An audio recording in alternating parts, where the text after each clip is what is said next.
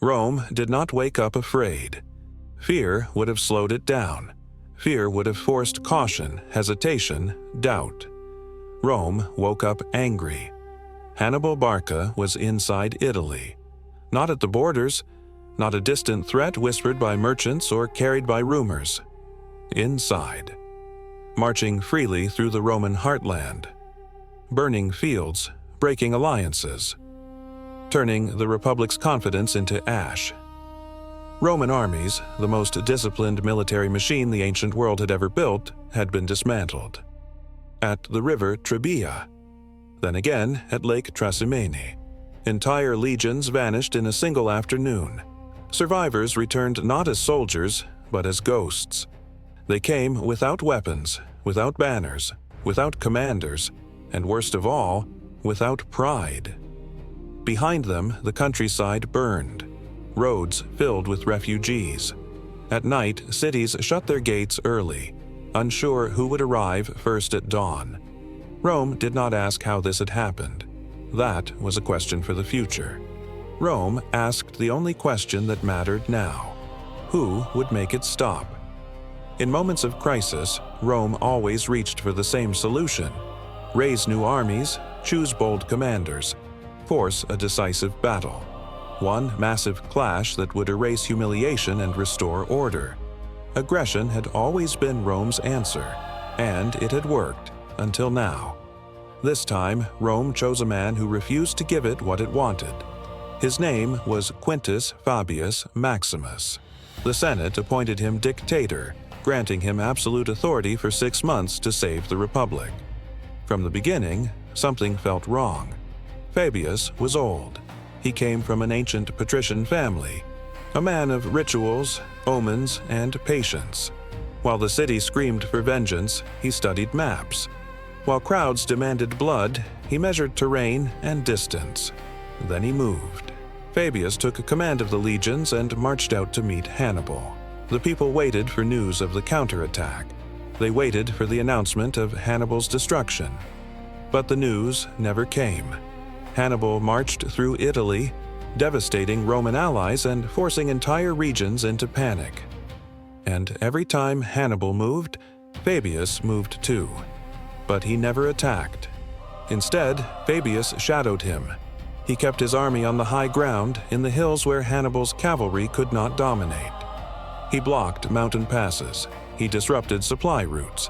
He harassed foraging parties. He turned the war into a slow, exhausting contest of logistics and endurance. To Fabius, this was strategy. To Rome, it was madness. Cities fell while the Roman army watched from the hills. Farms burned while soldiers stood idle. Each day Hannibal remained undefeated felt like another public insult carved into Roman pride. Every village that burned made Fabius more hated than Hannibal.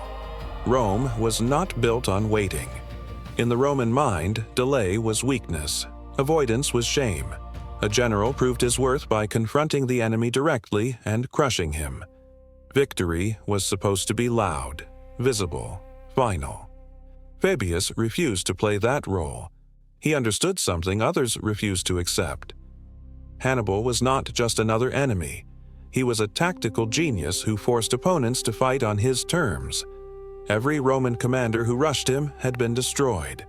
To fight Hannibal in open battle was not courage, it was suicide. But to the people of Rome, this looked like cowardice. Anger turned into suspicion. Suspicion hardened into hatred. Soldiers mocked their commander. Senators whispered that Rome's fate had been placed in the hands of a man who had lost his nerve. Crowds shouted insults when his name was spoken. They gave him a title meant to humiliate him. Cunctator, the delayer. Every day Fabius avoided battle, the pressure grew heavier, not only from politicians and citizens, but from within his own army. Roman soldiers were trained to advance, to dominate, to prove themselves through action. Standing idle while an enemy ravaged their homeland broke morale more deeply than defeat. Hannibal understood this perfectly. He did not rush Fabius. He did not attempt to force battle. Instead, he burned lands near Roman allies and deliberately spared estates linked to Fabius, spreading the rumor that the dictator was protecting his own wealth. The message was poisonous. The people believed it. Fabius said nothing. He absorbed the insults. He sold his estates and used the money to ransom Roman prisoners, but the damage was done. The Republic no longer wanted patience. It wanted blood. Eventually, Rome snapped. Fabius was stripped of full authority. His aggressive master of horse, Minucius, was elevated alongside him. The army was split. One half followed restraint, the other followed pride. The result was immediate.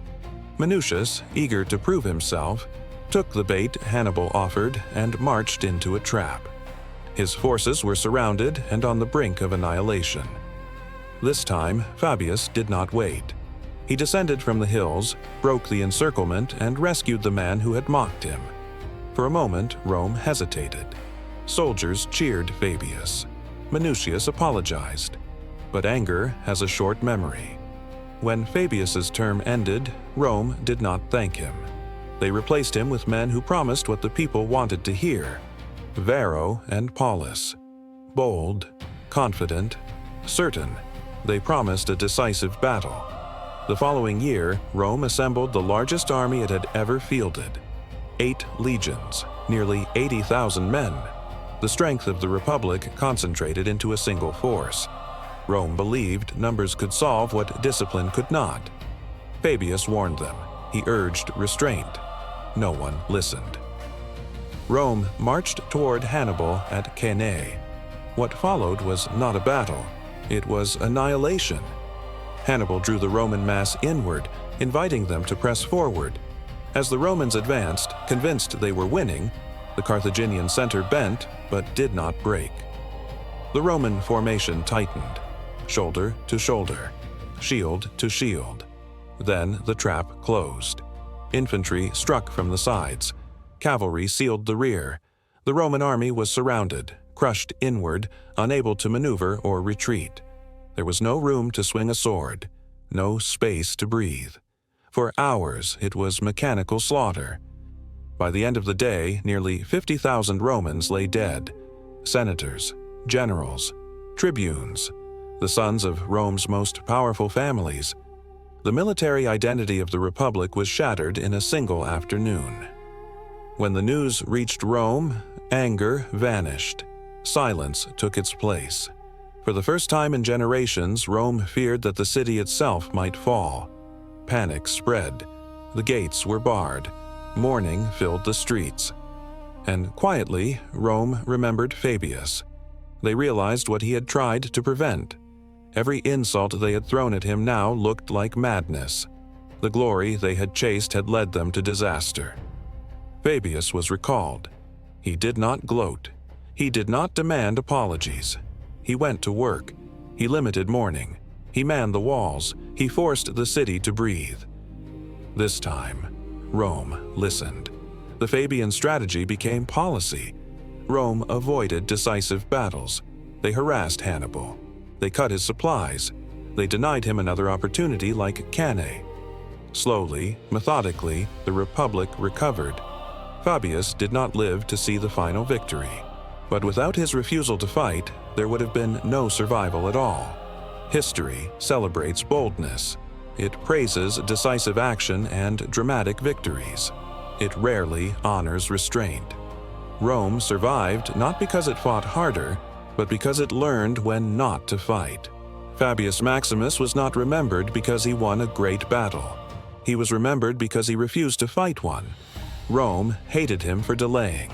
But Rome survived because he endured it. Fabius did not save Rome by winning. He saved it by refusing to lose.